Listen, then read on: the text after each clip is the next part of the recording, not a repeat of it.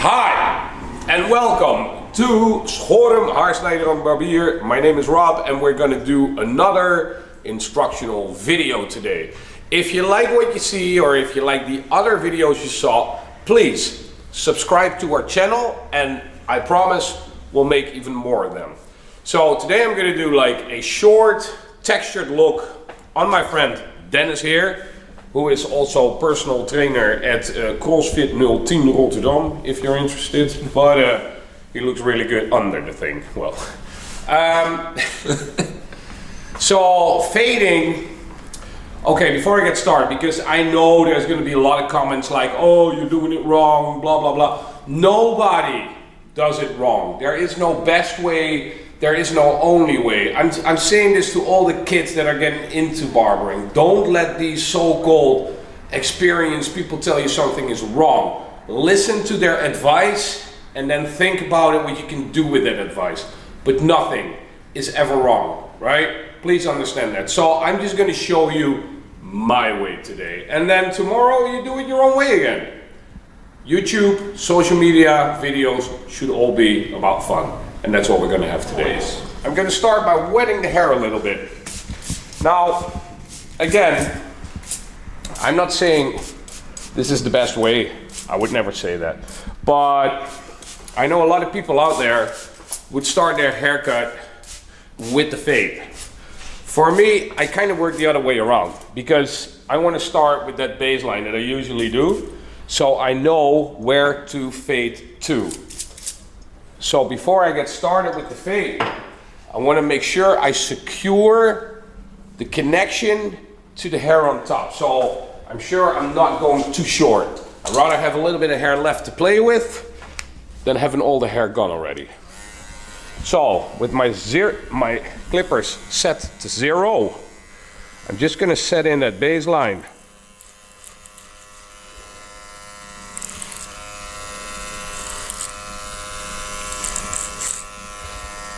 So I basically have a guideline, a guidance to work towards too.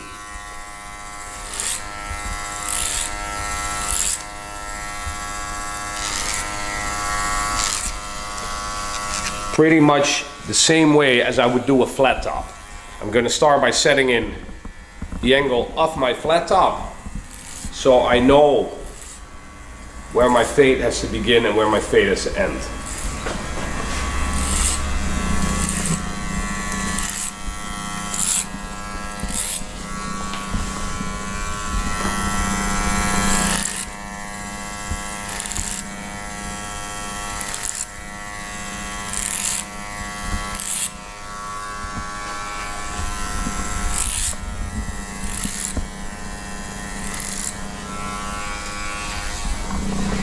See, this way, my transition into the hair on top is secured. I know exactly what's going to happen there, right? So,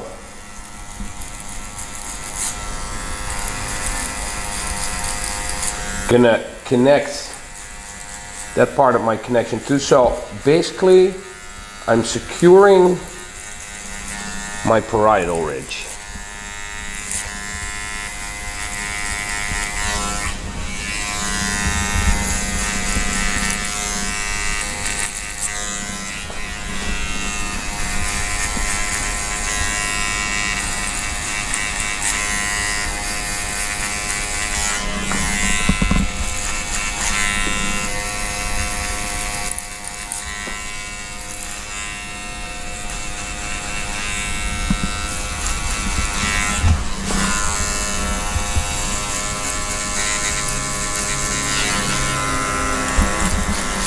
Gonna set in another line that I'm gonna fade out later just to guide me through the haircut.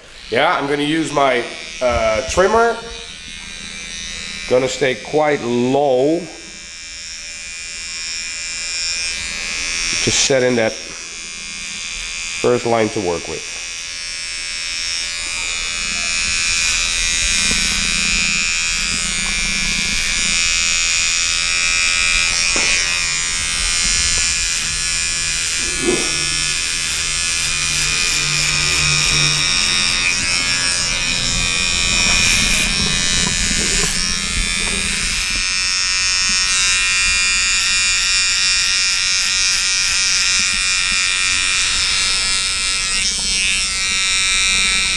Gonna use my shavers just to go a little bit shorter. Now it's very personal. Some skin I like to use my straight razor, and some skin I choose to go for a shaver. This one goes really, really short to the skin.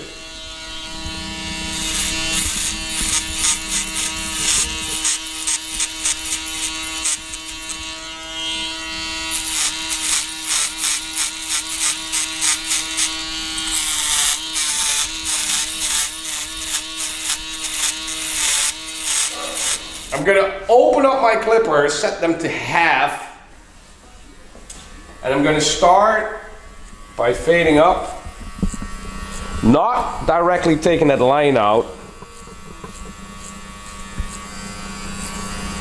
just visually blend it into that previous set baseline.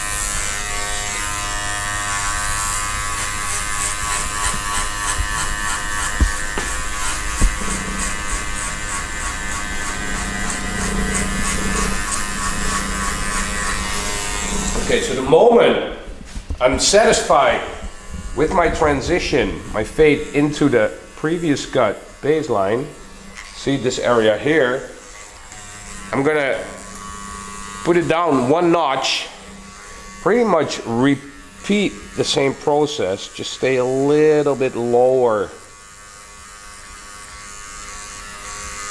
when you flip your wrist into the fade.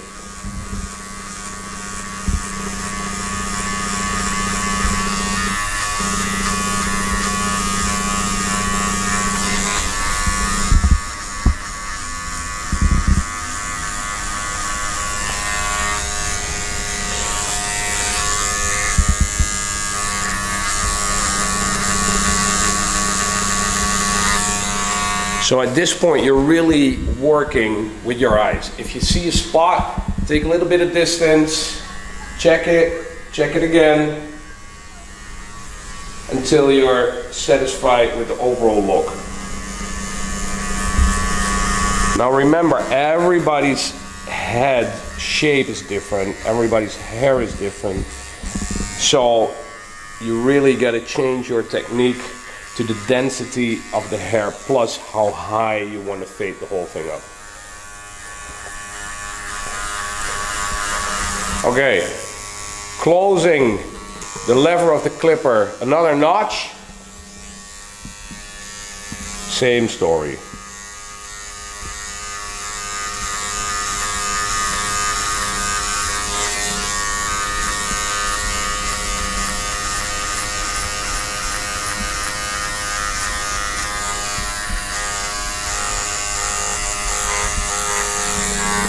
And we're going to repeat the process.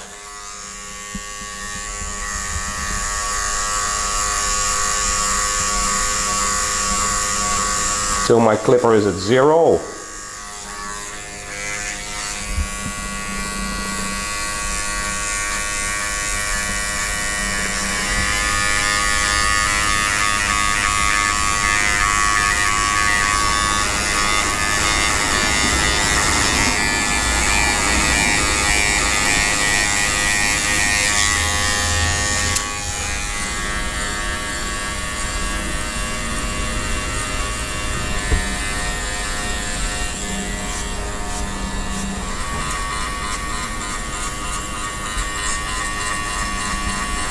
So, when you're happy with your transition, with your fade, I'm going to take my outliner, which is 0 gapped, just to make the transition to that previous shaved part.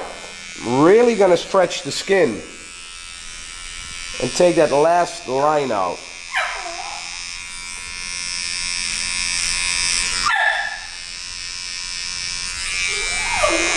Really look at the direction the hair is growing and go as close to the skin as possible.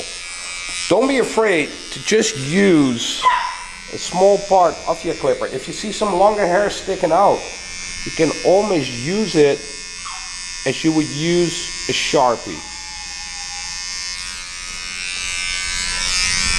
So you really want to draw that line out.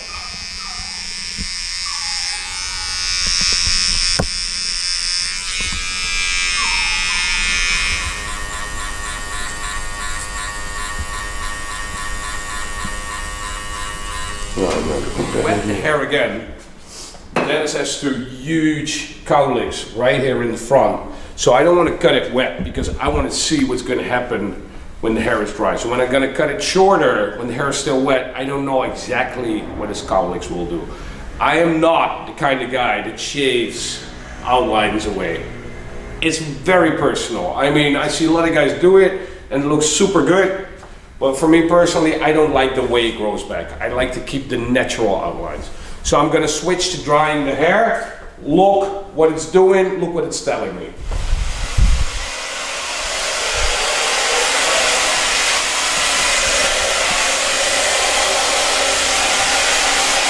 When it's dry, you can really see your last detailing.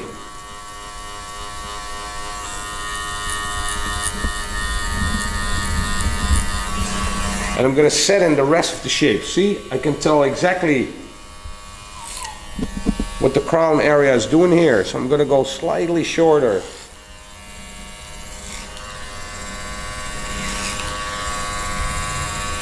On that crown area.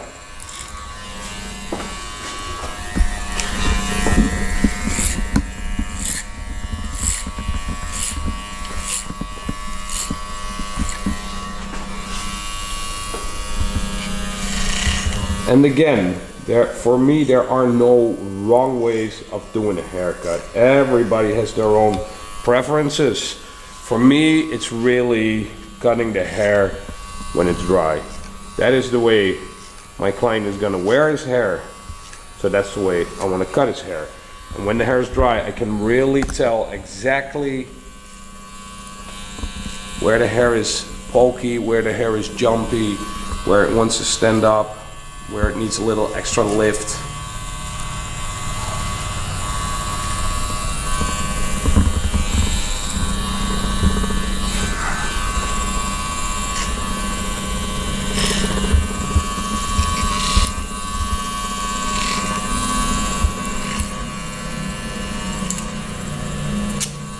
Okay, see, made my crown area pretty short with clippers. Now I'm just gonna go over it with both normal scissors and blending scissors to make it even a little bit more fluent. Really refine that shape.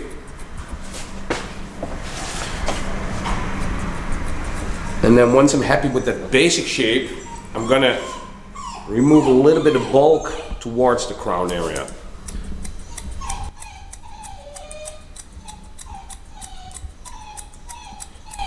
Taking out weight.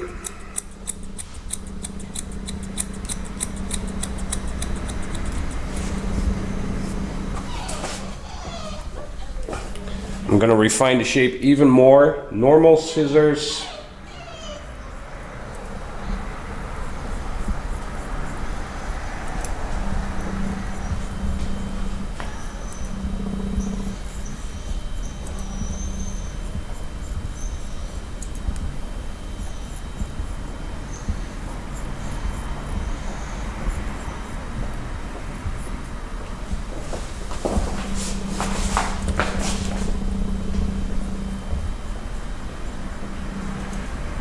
To feather the hair up a little bit.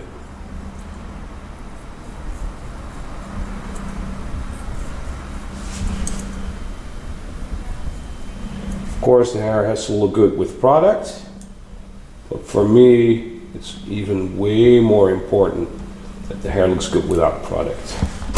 So you work your feathers with your normal scissors, creating texture And then with blending scissors, even refine that texture a little bit.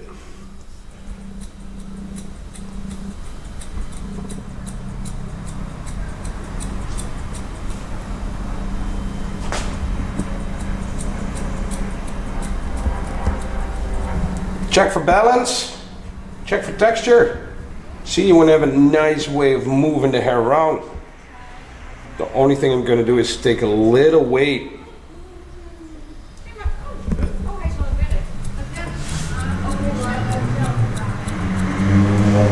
out of that fringe area.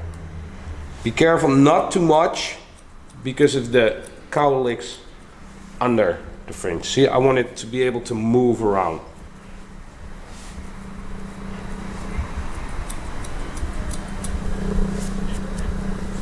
You follow your guts a little bit, plus you use your eyes to check for weight.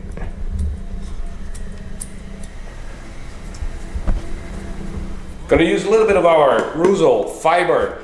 Any matte product would work, but I especially like our fiber pomade because it's super flexible.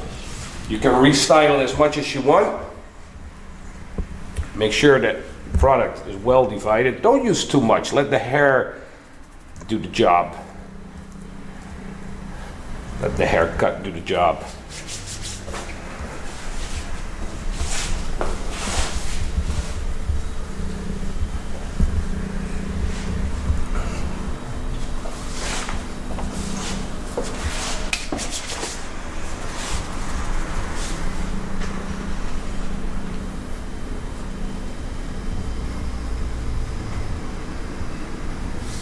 Okay, so here you go with your razor faded Ivy League haircut.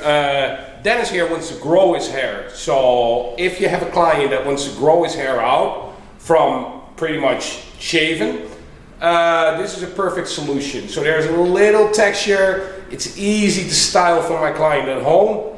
And for an in-between haircut, is really the way to go. See, it's easy, it's fast, especially if you do not want to spend too much time grooming the whole thing. I hope you enjoyed the razor faded Ivy League. And we'll see you next week from the Holy Ashtray.